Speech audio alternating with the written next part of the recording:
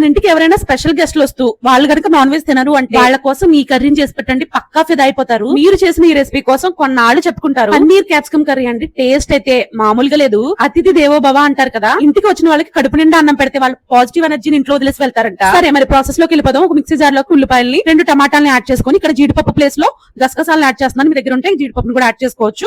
దానిలోకి ధనియా జీరా పౌడర్ ని, అలాగే గరం మసాలాని, అల్లం వెల్లుల్లి పేస్ట్ ని వేసి బాగా మిక్సీ పట్టుకుని పక్కన పెట్టుకోవాలి. తర్వాత ఒక పక్కన పన్నీర్ ముక్కలను కూడా ఫ్రై చేసుకుని పక్కకు తీసేసి అదే ఆయిల్ లో మనం ముందుగా మిక్సీ పట్టుకున్న మిశ్రమాన్ని కూడా వేసి బాగా ఫ్రై అయిన తర్వాత అందులోనే కొద్దిగా పెరుగును కూడా వేసి బాగా ఫ్రై అయిన తర్వాత కారాన్ని, పసుపుని కూడా యాడ్ చేసి బాగా ఫ్రై అయ్యి మసాలా ముద్ద ఆయిల్ పైకి తేలిన తర్వాత పన్నీర్ ముక్కలను కూడా యాడ్ చేసేసి కొద్దిగా మీకు అవసరం అనిపిస్తే వాటర్ యాడ్ చేసుకుని మూత పెట్టి మగ్గించుకుని ఆయిల్ పైకి తేలి బాగా కుక్ అయిన తర్వాత ఒక క్యాప్సికమ్ ని ముక్కలు చేసుకుని ఇందులోనే యాడ్ చేసేసి జస్ట్ క్యాప్సికమ్ ముక్కలు సాఫ్ట్ గా కుక్ అయ్యే వరకు ఉంచితే సరిపోతుంది.